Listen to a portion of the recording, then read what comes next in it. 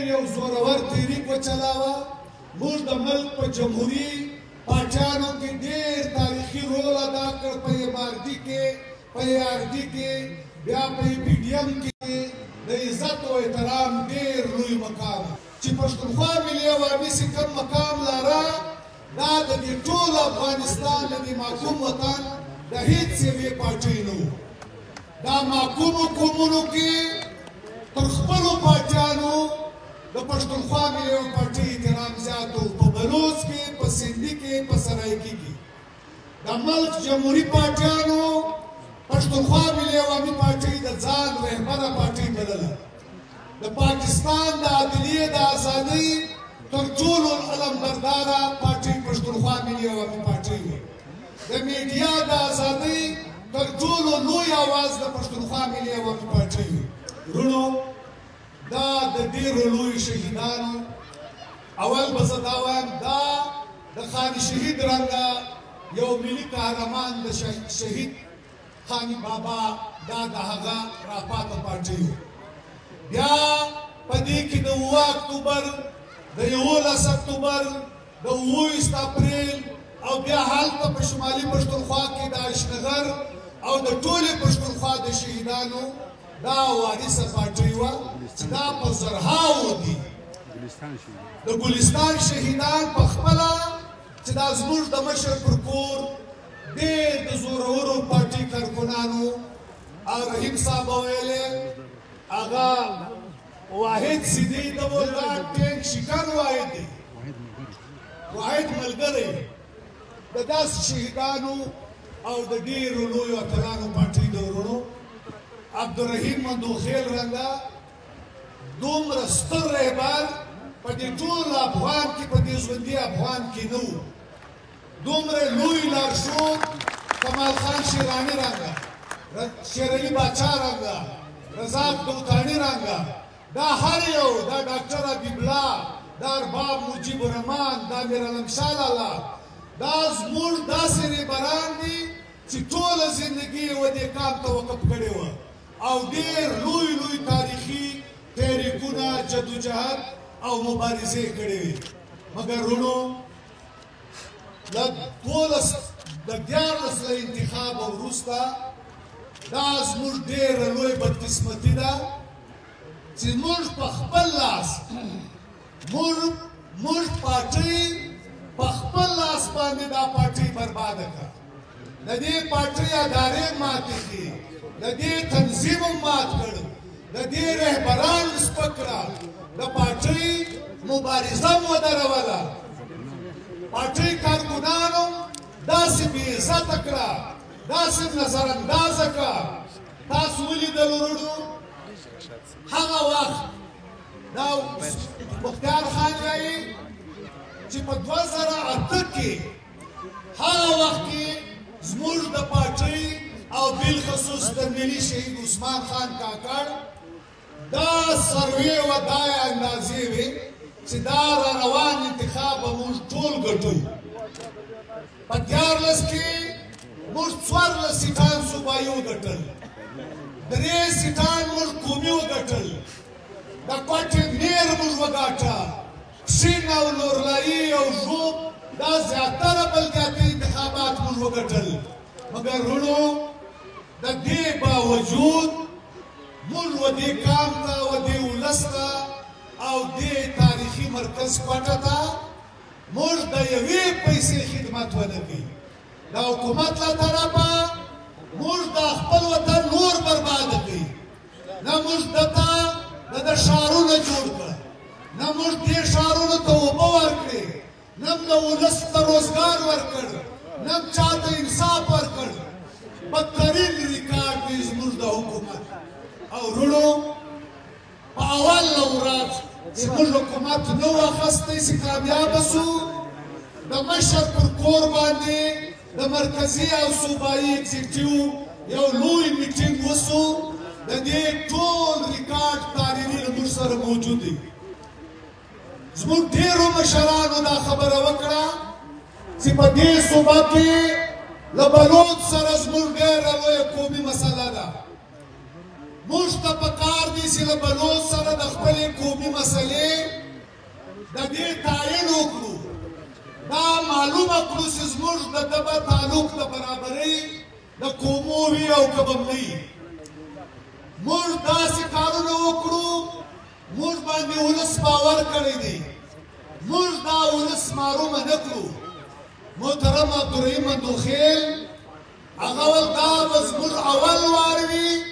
او دغه به بیا اخیر وار وي ده دا مثالونه ورکړه چې په یورپ کې چې څوک بلدیات وګټي د هغه الیکشن د قومي اسمبلۍ نه بیا څوک نشي ګټلی په هندوستان کې داسې ریاستونه دي چې 50 کاله چا حکومت لري ځینې ګټلی موږ که حکومت کوو موږ به داسې حکومت کوو چې موږ به خپله پارټۍ ته د خپله پارټۍ و د خپل ولس ته جوابدهي کوو موږ به ډېر په احتیاط قدمونه اخلو موږ به ډېره لویه تقوا کوو او بیا به موږ دې ولس ته خدمت کوو مګر وروڼو دا هیڅ ونه سو په دې باندې تاسو تر موږ زیاته خبر یاست دا ټوله بربادي زموږ له خپله لاسه ده او د هغو خلکو له لاسه ده چې دا حکومت یې وچلاوه دا حکومت د محترم چیرمین صاحب په کنټرول کې وچلېده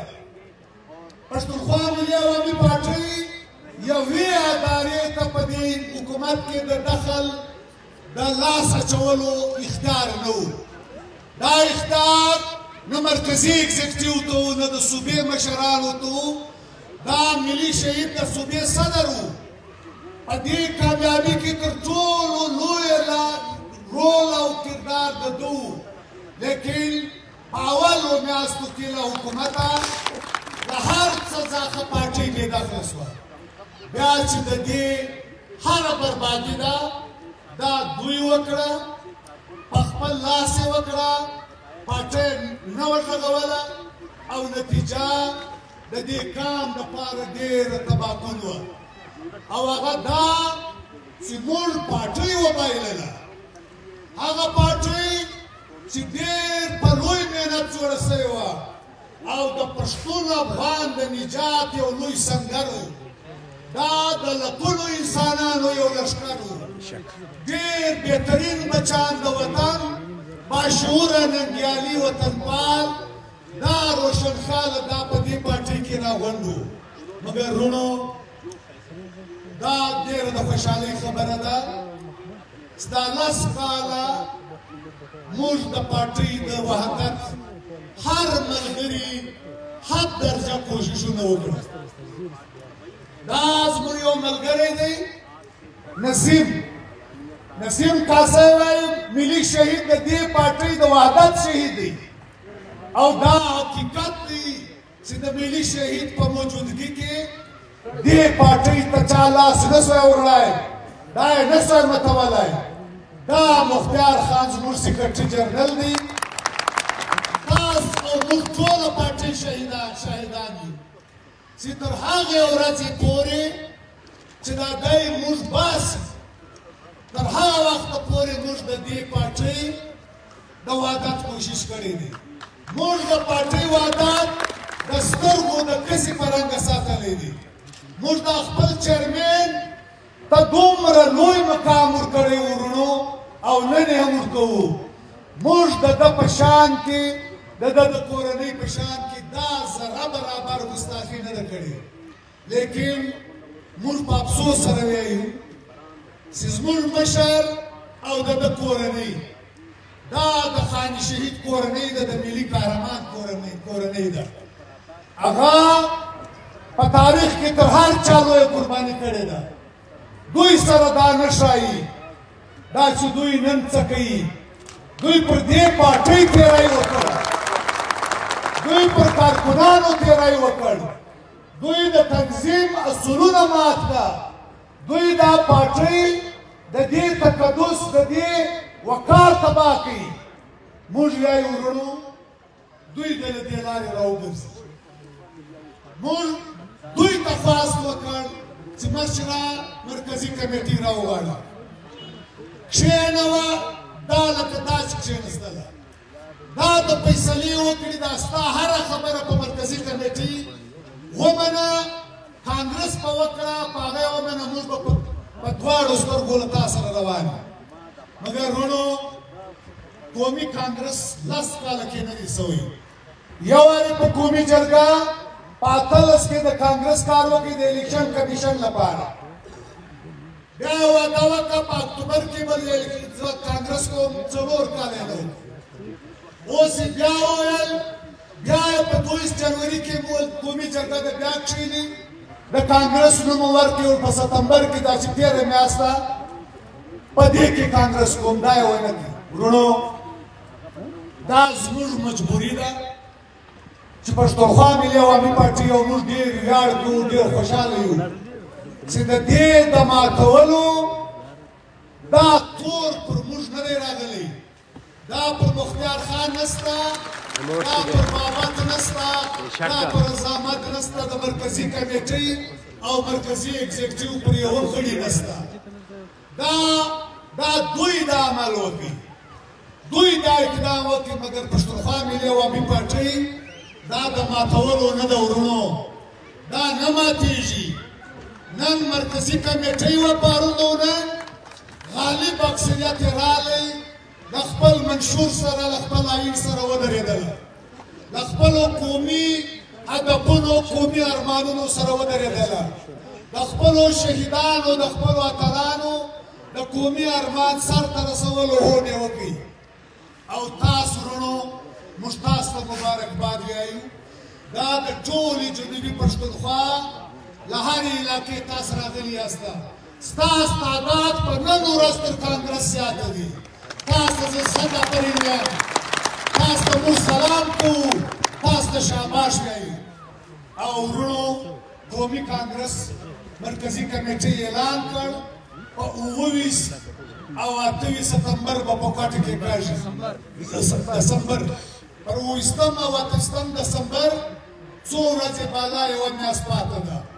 تاسو ټولو ته موږ خواست کوو موږ مرکزي کمیټۍ ته موږي ستاسو په ذریعه ټولو کارکنانو ته خواست کوو زموږ ټولې صوبایي کمیټیانې د دې ټول غړي زموږ د ټولو ضلعو د ضلعي کمیټیانو ټول غړي زموږ د ټولو علاقایي کمیټیانو ټول غړي او زموږ د ابتدایي یونټونو د هغو اګزیکټیو بلکې ټول غړي دا ټول د دې قومي کانګرس مندوبین دي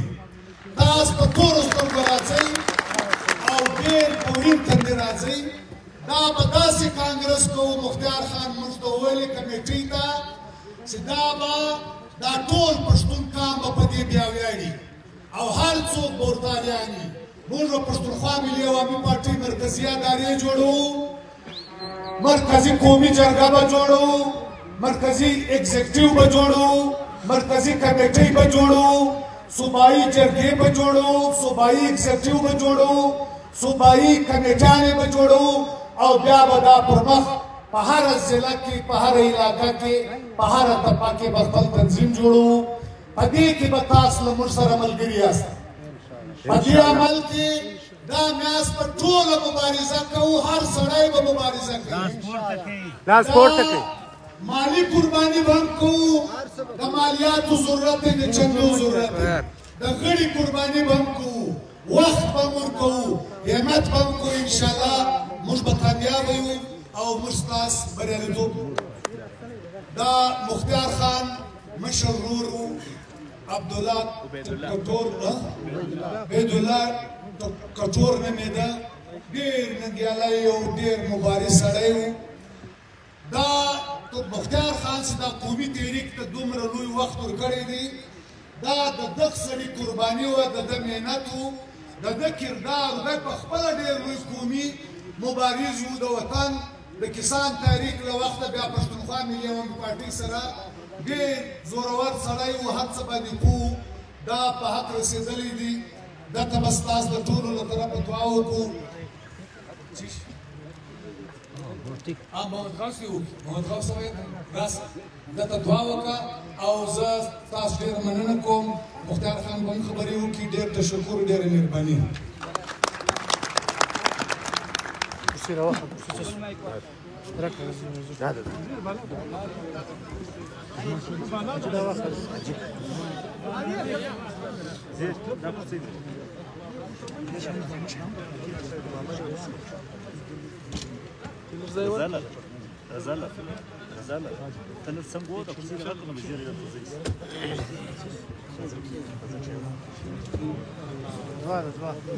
الله امين. اللهم اغفر له وارحمه وتجاوز عنه. اللهم اغفر له وارحمه وتجاوز عنه. اللهم يمن كتابه ويسر حسابه واستغفر جنانه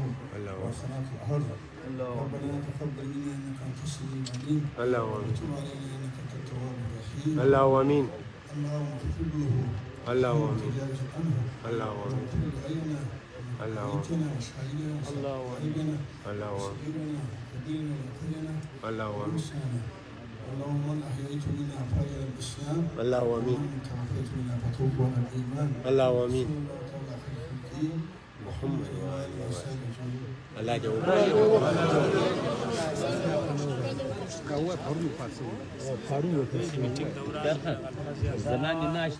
مختار الله ورور قارون وفات شوی و خدای دې قومي کال دا قومي کار د مرکزی کمیټې ته پاتې شو نو لاړی نو واقعیتاً دا لویه قرباني ده زه اوس په دې مرحله کې مونځ به یې وخت به یې تاسې به ناست یاست زموږ سره دلته په دې غونډه کې زموږ خویندې هم شریکې دي دوی ته ښه راغلاست وایو او اوس زه خواست کوم چې د پښتونخوا ملي عوامي پارټۍ مرکزي سیکرټري جنرال قدرمن ملګری مختار لالا راسي او تاسو ته خپله بیانیه وړاندې کړي.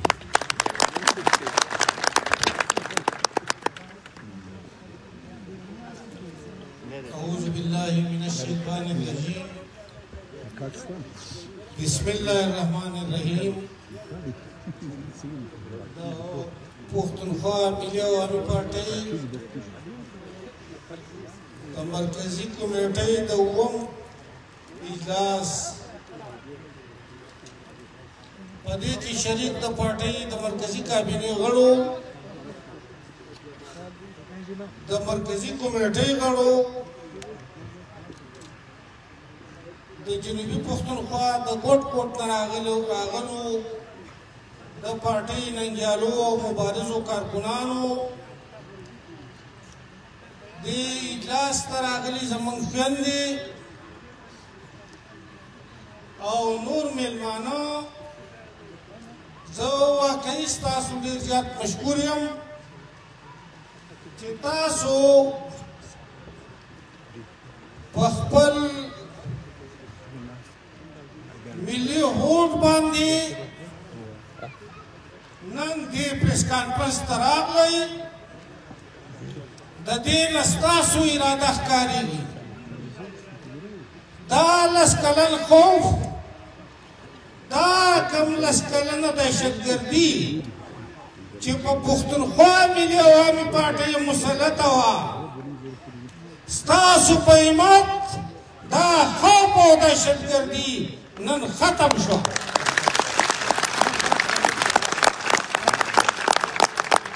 هغه یو سړي به شعر ویوي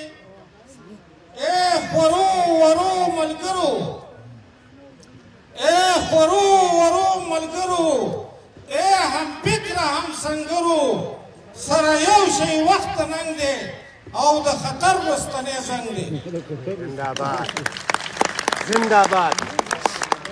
عزیزانو موږ یو داسې مرحلې ته راغلي یو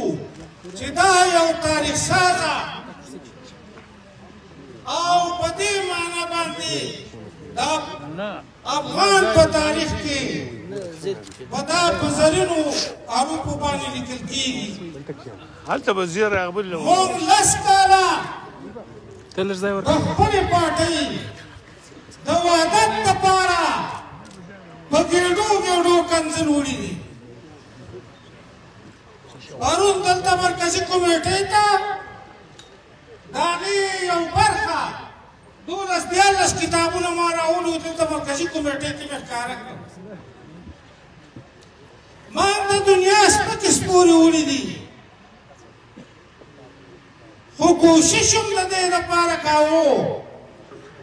چې دا خپله پارټي او د دې خپلې پارټۍ عادت وساتو د پارټۍ نظریات د پارټۍ منشور د پارټۍ آئین د پارټۍ بیانیه د دې د جوړولو بیا د دې د ساتلو یوازینۍ لاره هغه د پارټۍ ادارې دي او د پارټۍ کارکنان دي چې هغه د ادارو شاته ودرېږي زه ډېر په افسوس سره دا خبره کوم چې زموږ بنیادي یونټونه په هره میاشت کې کېده دلته ملګرو دا خبره وکړه چې 80% به زموږ میاشتني میټینګونه کېدل علاقایي کمیټیانې به 100% کېدي ضلعي صوبې به 100% کېدي خو د بدقسمتۍ نه زموږ مرکزي ادارې دا مفلوجه وي دا پالش زده وي او د هغې دلیل دا دی چې په 33 کاله کې به موږ 132 د مرکزي کمیټې غونډې کولې د نننۍ غونډې سره موږ وکړې په دې 33 کاله کې به موږ د قومي جرګې 33 میټینګونه کول موږ نه کړي دا دوم کړي دي دا د انتخاباتو لپاره دا الیکشن کمیشن دغه لپاره پروګرام کړي دي موږ به 11 کانګرس کول موږ 4 کانګرس کړي دا د دې ثبوت دی چې زموږ مرکزي ادارې مفلوج کړی شوي د هغې په نتیجه کې دا بحران راغی او چې بحران راغی موږ په وار وار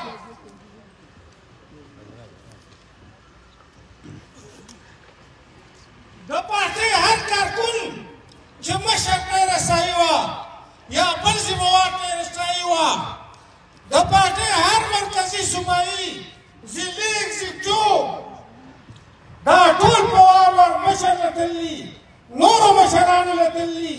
جولۍ یې غوړوله چې دې پارټۍ دا بحران ختم کړئ ادارې نه وغواړئ بحث او تمیز وکړئ که څوک ګنهګار وي څوک مجرم وي ګوره پښتو کې متل دی وایي د سپکې دپاره څوک کن نه سېږي د یو مجرم سړي دپاره څوک ټوله پارټي نه تباه کوي من دا خبره کوله که یو مجرم په دې پارټۍ کې موجود وي بیخي مشرمان د سره ملګري وایي باسه موږ د پارټۍ په مقابل کې د هېڅ چا سره نه ودرېږو چې له محمود خان سره نه ودرېږو بل د هېڅ چا سره نه ودرېږو په آخري وار په 9 اکتوبر مشر ته ما خط راولېږو چې په زباني ویناګانو ونه شوه د ثبوت په طور مو ته خط راولېږي چې مشره مهرباني وکړه دا میټینګ راوغواړه یوه میاشت تېره شوه ما ته یې نه د ښې جواب راکړه او نه یې د بدې جواب راکړه بیا ما د جنرال سیکرټري اختیاراتو لاندې دا مرکزي کمیټۍ غونډه راووته په دا دوران کې د پارټۍ ډېر مهم مشران لکه سید اکبر کاکړ لکه چیرمین لانور لکه قیوم ایډوکیټ عزیز خان ایډوکیټ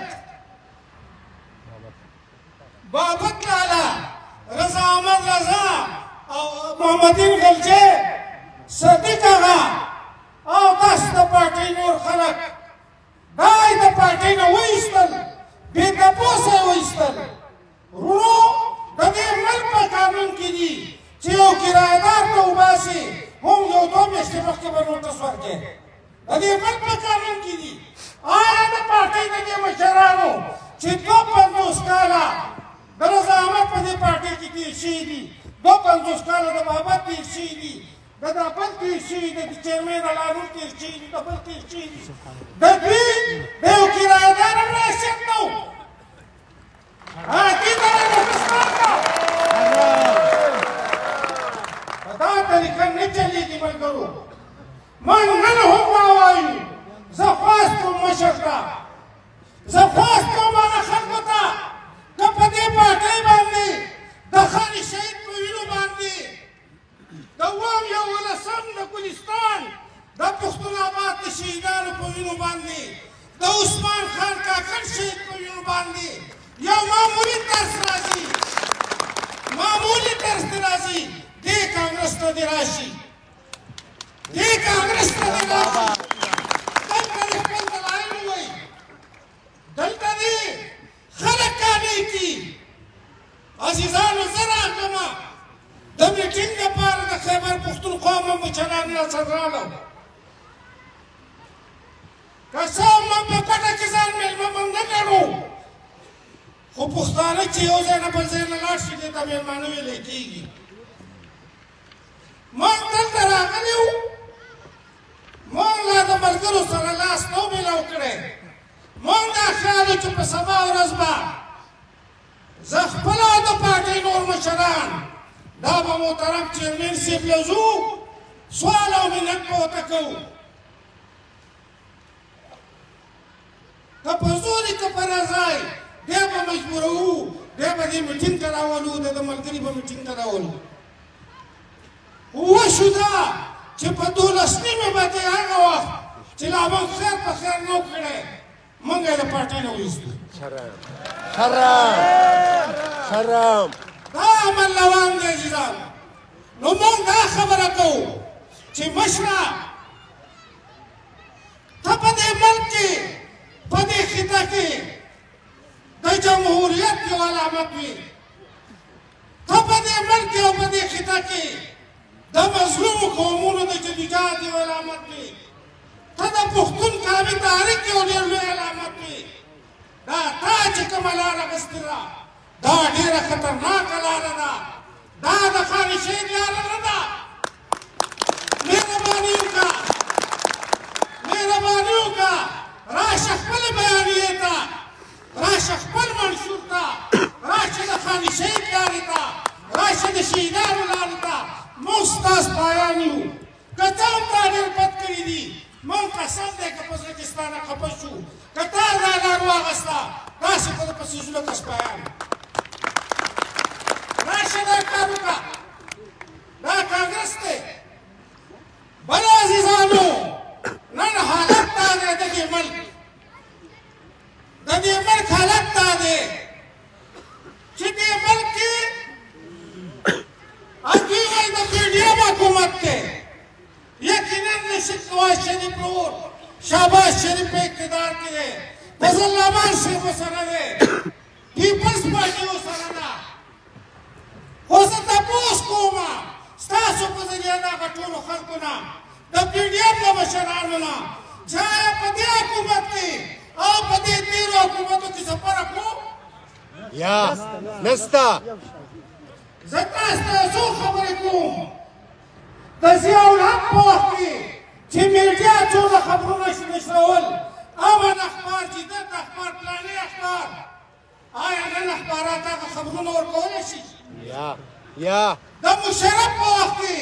چې په میډیا باندې به څونه ټاک شوز کېدو، مشر به ورته، رحیم صاحب به ورته، رضا به ورته، عثمان خان به ورته، زیارتوال به ته، زه به تلم، دا ټول ملګري به د یو نه یو به خامخا په ټلویزیون کې وو. نن موږ څوک ټلویزیونونو ته غواړي، ولې میډیا باندې پابندي ده، او په میډیا باندې پابندي په ماشاءالله کې نه، بلکې شرم پکار دی دې موجوده حکومت ته چې د ده په حکومت کې په میډیا پابندي ده. د عدالت دا حق دی چې دا کار کیږي یو بې ګناه پښتون د قومي اسمبلۍ بندي علي وزیر په کراچۍ کې په جیل کې پروت دی په جیل کې پروت دی شل وارې ضمانتونه وشو خو پوځیانو قسم کړلی باید ووایي دا زما قیدي دی او دا ویلی کېږي چې پاکستان کې پوځ او جاسوسي ادارې به نور په سیاست کې مداخلت نه کوي دا په سیاست کې مداخلت دی که نه دی دا چې پیز امین لاړ شو په کابل کې د طالبانو حکومت جوړ کو دا په سیاست کې مداخلت دی که نه دی موږ وایو دا مداخلت دې بند کړي موږ مشر ته هم دا خبره کوو چې مشره په دې خبرو باندې وکړي هلچا یو شعر دی هغه وایي سترو پښتنو څله د جنګ نه پستانه شوئ مغول خو لا پراته دي د خوشحال په دروازه کې مغول لا د خوشحال په دروازه کې هغه شان پراته دي مشره مشره ستا بچیان دي زموږ خویندې په دا چمن چې څونه بېعزتي روانه ده دونه د دنیا په یو ښار کې د پښتنو بېعزتي هم ده روانه په دې حالاتو کې به موږ څه کوو عزیزانو دا پښتونخوا کارکن به څه کوي دا پښتونخوا کارکن به مایوسه کېږي ما تپوس کوم ستاسو نه دا پښتونخوا کارکن به یو کېږي په نورو پارټیو کې به شاملېږي دا پښتونخوا کارکن به په خپل افغاني هوډ باندې په خپل پښتني لنګ باندې دی به راپاسي دا خپلې پارټۍ ته به هغسې تنظیم ورکوي لکه ملي شهید عثمان خان کاکړ چې داسې تنظیم به ورکوو که به نه ورکوو ورکوو به که به نه ورکوو د دې دپاره به په کلو باندو ګرځو که به نه ګرځو بله خبره دا ده عزیزانو چې دې وطن کې کوم مسایل دي دا چې ځمکې نیسي دا چې دا نور دلته مشکلات دي دا چې د بلوڅ لخوا تېری کېږي زموږ علاقې نیسي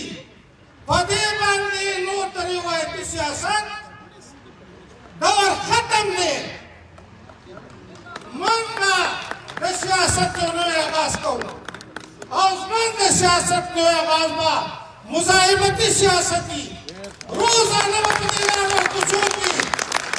د کوټې د ښار د ژوب د پشین د سیوۍ د ارنایي د زیارت د چمن د پشین په هر بازار کې به جلوسونه وباسو په هره مسله به وباسو دردې به کوو جلسې به کوو تر هغه پورې چې موږ دا مسایل حل نه کړو وروڼو تاسو خبر یئ چې په دې تېرو ورځو کې پیزمین او څو نور برګډیران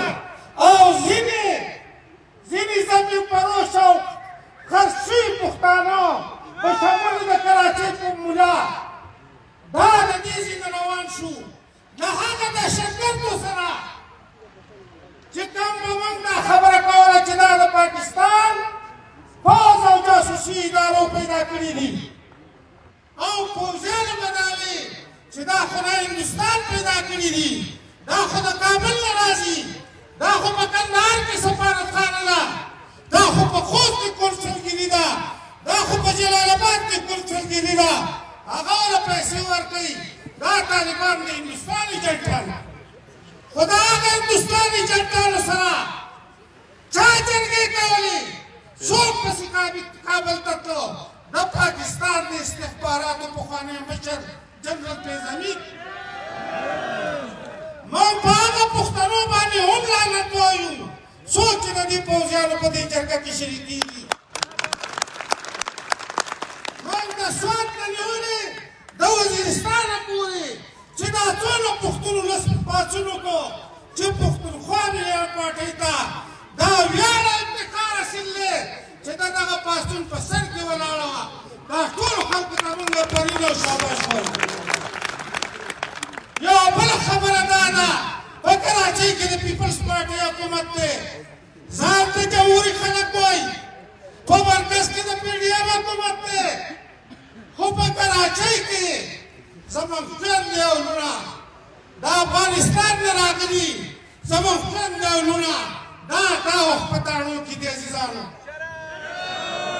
زه ستاسو نه تپوس کوم وروڼو ستاسو نه تپوس کوم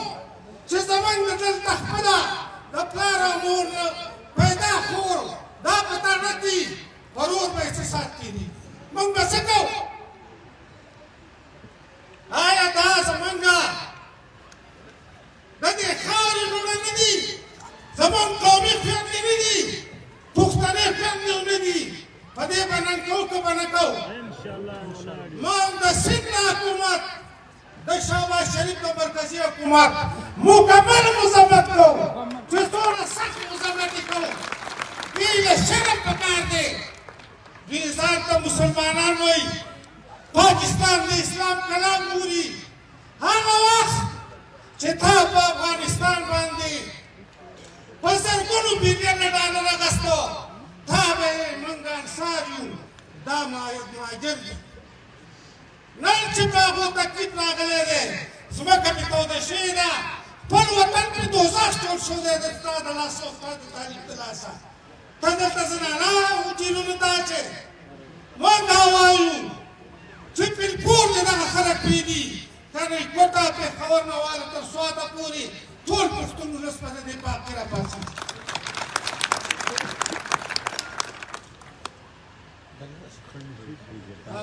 یوه خبره بله د ملګرو خان شهید جلسه ده خان شهید به د چا پلار ومي د چا به نیکه ومي خو خان شهید زموږ قومي رهبر دی موږ خان شهید ته ډېر لوړ احترام لرو موږ د هغه پیروکار ځان کوو د خان شهید جلسې ته به ملګري ورځي ملګري به ورځي شرکت به کوي دوه خبرې نورې کوم یوه خبره ده چې دا خویندې راغلي دي دوی ته دا وایم ستړي مه شي په خیر راغلي درته ووایم او تاسو ته دا وایم چې موږ به انشاءالله اوس تاسو یو جدا وین جوړو د زنانو ترڅ زموږ خویندې او لوڼه دا به همت کوي د دې خپلو وروڼو د دې خپلو بچیانو د اکاګانو په خوا کې به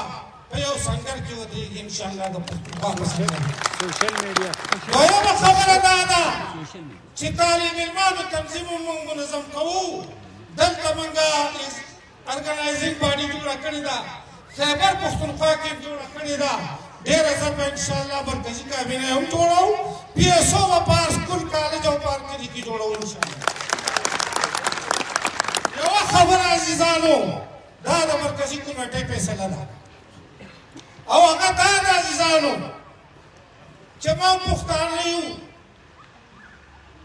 د پښتون خپل رواجونه دي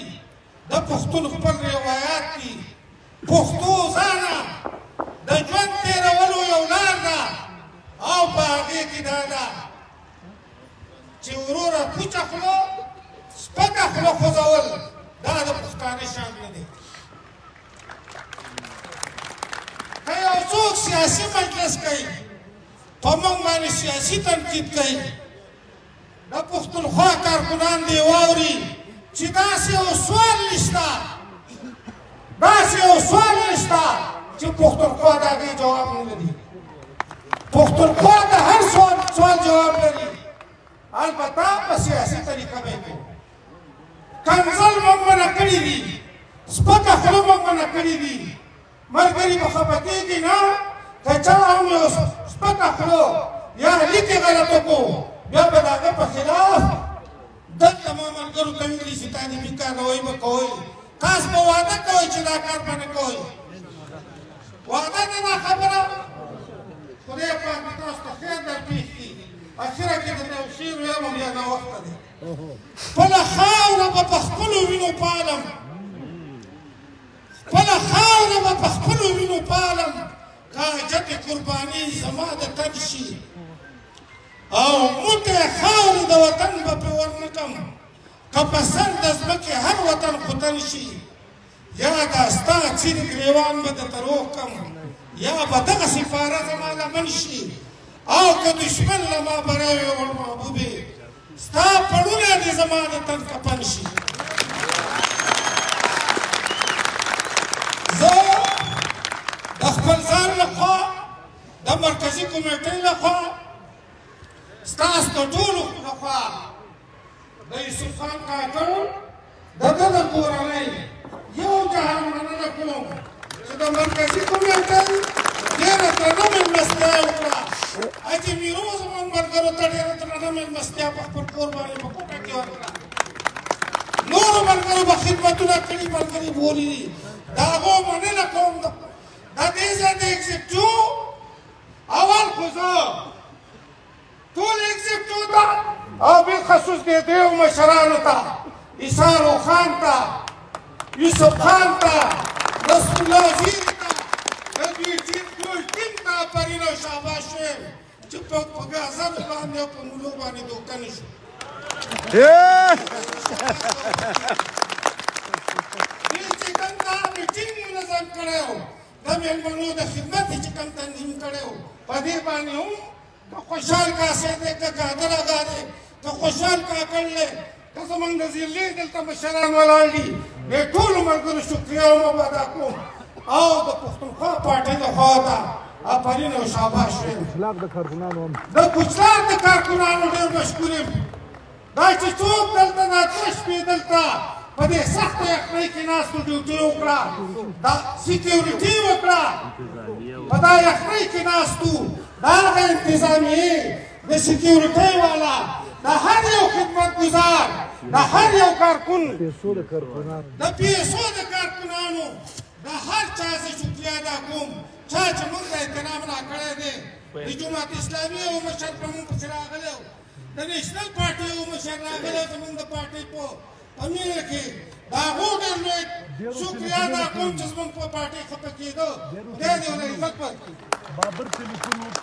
دا قرة الله بابر ټلیفون کړی و ټولو پارټیانو مشرانو زموږ د پارټۍ په دې صورتحال خفګان کړی دی موسم داوړ وکړي که نه غفران وکړي د شرپاو د پارټۍ ټولو